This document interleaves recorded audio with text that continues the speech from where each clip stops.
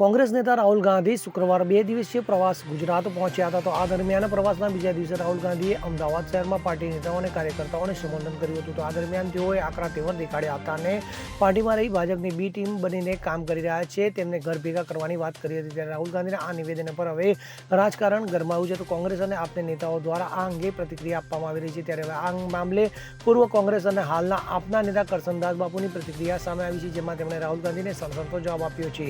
તેમણે જણાવ્યું કે રાહુલ ગાંધી જે બોલ્યા એ મારા દ્વારા એમને અને કોંગ્રેસને 9 વર્ષ પહેલા કહેવામાં આવ્યું હતું. આજે તેમને જે સૂઝ્યું તે વાત મેં રાહુલ ગાંધી અને કોંગ્રેસને વર્ષ 2016માં કહી હતી. તો કરશન બાપુએ જણાવ્યું કે તે વર્ષ 2014માં ભાજપે જે વચનો આપીને સરકાર બનાવી હતી તે વચનોની ઉઘરાણી કરવા માટે વર્ષ 2016માં ગુજરાત રાજ્યમાં 33 જિલ્લાઓમાં ઉઘરાણી યાત્રા કરીને 22 દિવસ કોંગ્રેસ માટે એક રિપોર્ટ તૈયાર કર્યો હતો અને રાહુલ ગાંધી અને કોંગ્રેસ પ્રદેશને આપ્યો હતો. ત્યારે મારી વર્ષ 2016ની ઉઘરાણી યાત્રાનો રિપોર્ટ જો કોંગ્રેસ ધ્યાનમાં લીધો હોત તો વર્ષ 2017માં જ કોંગ્રેસની સરકાર બની જાત એમ કહીને રાહુલ ગાંધીને તેમણે ટોણો માર્યો હતો. તો આ સાથે કરસનદાસ બાપુએ કોંગ્રેસ અને રાહુલ ગાંધીનો આભાર પણ માન્યો હતો.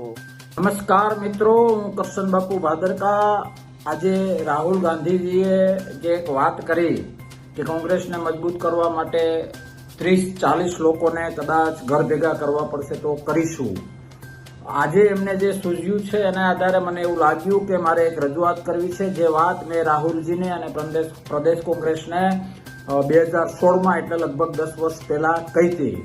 2014માં જે વચનો આપીને મોદી સાહેબે સરકાર બનાવી હતી એ વચનોની ઉઘરાણી કરવા માટે ત્યારે હું કોંગ્રેસમાં હતો. 2016માં ગુજરાતના 33 જિલ્લાઓમાં મેં ઉઘરાણી યાત્રા કરી હતી અને 22 દિવસમાં હું ગુજરાતના 33 જિલ્લાઓમાં ફર્યો હતો કોંગ્રેસ માટે, કોંગ્રેસને મજબૂત કરવા માટે.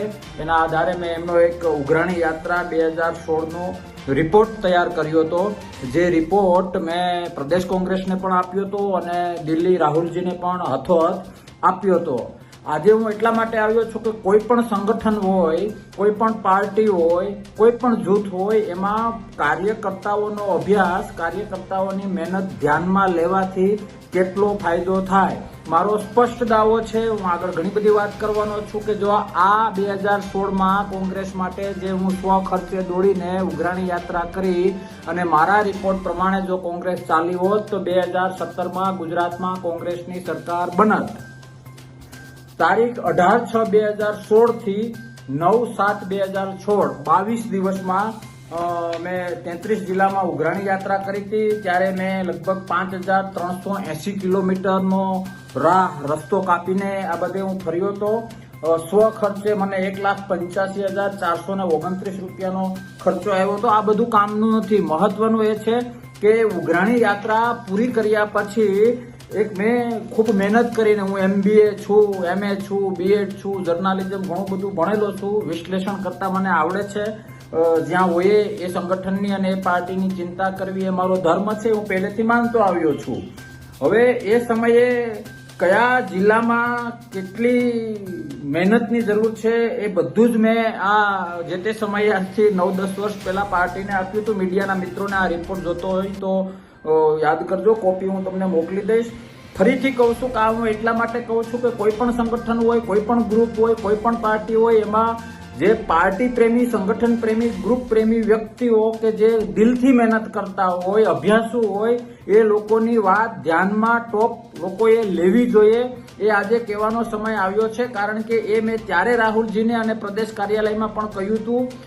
રિપોર્ટમાં એક વાત નથી લખી, પણ મેં નથી લખી એવી વાત ત્યારે પણ કરી હતી કે આખા ગુજરાતમાંથી 129 લોકોને સાયલન્ટ કરી દેવામાં આવે તો 2017માં સરકાર બને એમ છે.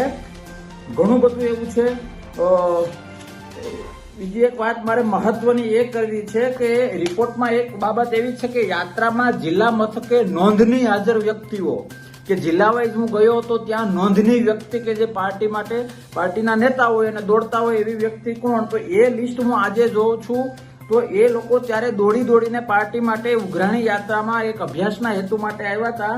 બહુ લાંબુ લિસ્ટ છે એટલે વિડીયોમાં હું તમને નથી કહી શકું એમ, પણ મેં હમણાં પાછું જોયું તો અત્યારે જે 16માં નોંધની વ્યક્તિ તરીકે જે તે પોતાના જિલ્લા સ્થળમાં હાજર હતા એ આજે કોંગ્રેસમાં નથી. હું તમને દેવભૂમિ દ્વારકાથી શરૂ કરું તો ત્યારે ત્યાં નોંધની વ્યક્તિઓમાં ઘનશ્યામભાઈ ઠક્કર, PS જાડેજા, મુરુભાઈ કંડોરિયા, પાલભાઈ આંબલિયા, મેરામણભાઈ ગોરિયા, જીવાભાઈ કનારા, યાસીનભાઈ ગંજણ, શ્રીમતી મિત્તલબેન ગોરિયા આટલા હતા. તો આજે કોંગ્રેસમાં કેટલા છે? જો એ લોકો ત્યારે એટલા એક્ટિવ હતા એની નોંધ પણ રિપોર્ટમાં લેવામાં આવી હતી. આજે એમાંથી ઘણા ભાજપમાં છે અથવા તો બીજી પાર્ટીઓમાં છે, આમ આદમી પાર્ટીમાં છે. હું પોતે ઉઘરાણી યાત્રા કરનારો પણ આમ આદમી પાર્ટીમાં છું.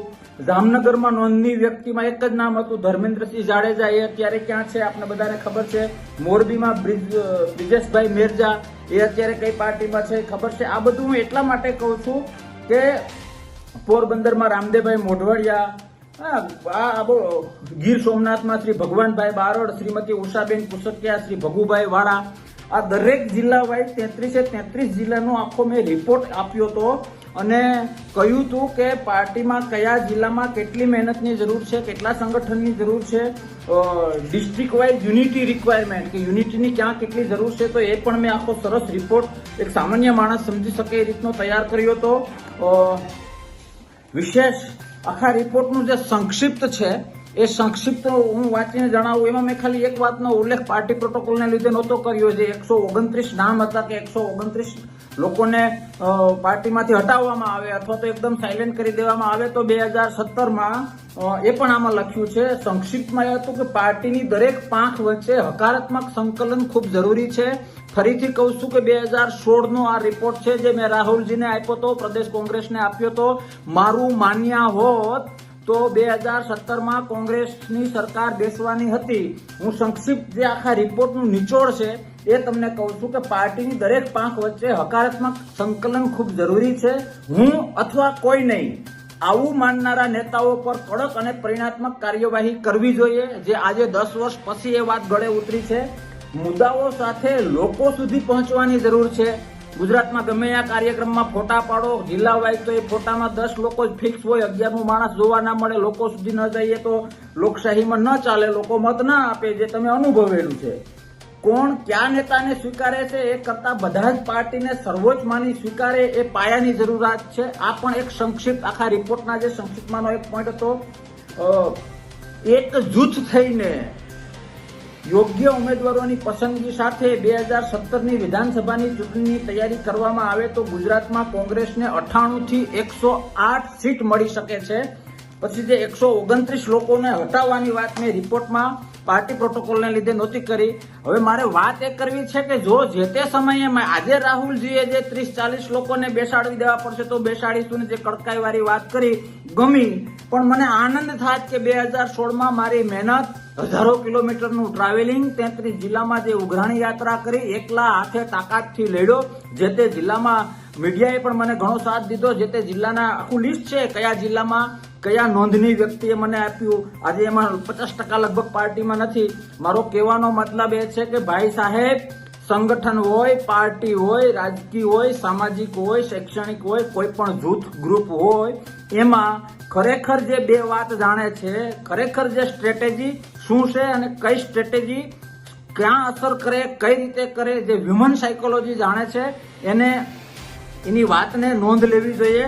ખાલી વાતને ના નોંધ લો તો કમસે કમ આટલો રિપોર્ટ તૈયાર કરીને, અભ્યાસ કરીને કોઈ તૈયાર કરતું હોય તો ત્યાં ખોટી નેતાગીરીના નશામાં આવ્યા વગર એ વ્યક્તિની નોંધ લેવી જોઈએ, તો 100% પરિણામ આવે. આજે મને ખુદને ખૂબ આનંદ થાય છે કે 10 વર્ષ પહેલા મારી વાત, હું પ્રદેશ પ્રમુખ નહોતો, હું કેન્દ્ર લેવલનો નેતા નહોતો, એટલે કદાચ મારી વાત નહીં માનવામાં આવી હોય અથવા તો મારો રામ જાણે કયા કારણથી આ રિપોર્ટને નોંધ ના લેવામાં આવી. પણ મને ખૂબ આનંદ થાય છે આજે. એટલા માટે હું આ એક મેસેજ જાહેર કરું છું કે 2016માં આજથી 9-10 વર્ષ પહેલા જે મેં કહ્યું હતું એ આજે રેલો આવ્યો, ફરજિયાત કરવું પડ્યું. આમાંથી દરેક સંગઠને અને દરેક પાર્ટીએ શીખવાની જરૂર છે કે કોઈ અભ્યાસુ, દોડતો, પાર્ટી પ્રેમી, બેનર પ્રેમી વ્યક્તિ હોય, ખરેખર બે વાત જાણતો હોય તો એની વાત ધ્યાનમાં લેવી, એને નજરઅંદાજ ન કરવો. બધાને આ બાબતે ધ્યાન દોરતા મને ખૂબ આનંદ થાય છે. રિપોર્ટમાં તો ખૂબ ઊંડાણમાં લખેલું છે મેં મારી રીતે બધું. આમાં કઈ મારું થિયરિકલ નથી. જ્યાં જેટલું અભ્યાસ છે, માનો કે ટોપ 10 ડિસ્ટ્રિક્ટ તો સુરતને 95 out of 100, Porbandar 85 out of 100, આ રીતનું આખું લિસ્ટ છે 33 જિલ્લાનું. ડિસ્ટ્રિક્ટ વાઇઝ આઉટપુટ શું છે એ પણ 33 જિલ્લાનું છે. પણ જે તે સમયે મારી મહેનત ઉપર પાણી ઢોળ કરવામાં આવ્યું હતું, કોઈ નોંધ નહોતી લીધી, કારણ કે એમાં ઘણા પેટમાં પાપવાળા લોકોનું પાપનો ગળો ખુલ્લો પડી જાય એમ હતો, જે આજે 10 વર્ષે સૂઝ્યું. આવું બધું હું શું કામે કહું છું એનો સ્પષ્ટ જવાબ એ છે કે કોઈ પણ માણસે મહેનત કરી હોય ને, મેં જે તે સમયે મહેનત કરી હતી ત્યારે નોંધ નહોતી લેવી પડે. આજે મને ગૌરવ છે કે રાહુલજીના મુખેથી આજથી 9-10 વર્ષ પહેલા કહેલી બાબત આવી. ગૌરવ છે મને મારી મહેનત ઉપર, ગૌરવ છે મને મારા અભ્યાસ ઉપર, ગૌરવ છે મને મારી ઉઘરાણી યાત્રા ઉપર. એ સમયે જે મીડિયાવાળાઓ અને જે મારા ભાઈઓએ, જે કોંગ્રેસી, ત્યારે હું કોંગ્રેસમાં હતો, કોંગ્રેસી મિત્રોએ અને લોકોએ મને સહકાર આપ્યો, એ બધાનો ખૂબ ખૂબ આભાર. અને 10 વર્ષે તો 10 વર્ષે રાહુલજીને પ્રત્યક્ષ પરોક્ષ મારી ઉઘરાણી યાત્રા સ્વીકારવી પડી અને જાહેરમાં બોલવું પડ્યું કે 30-40, મેં તો 129 નું નામ આપ્યા હતા, પણ 30-40 ને હટાવવા પડશે તો હટાવીશું. મને આનંદ છે મારા અભ્યાસ ઉપર, મને આનંદ છે મારી મહેનત ઉપર. Bureau report CN24 news. હવે જુઓ દેશ દુનિયાની તમામ ખબરો તમારી આંગળીના ટેરવે. ઉઠાવો મોબાઈલ અને Google Play Store પરથી ડાઉનલોડ કરો અમારી CN24 ન્યૂઝ મોબાઈલ એપ.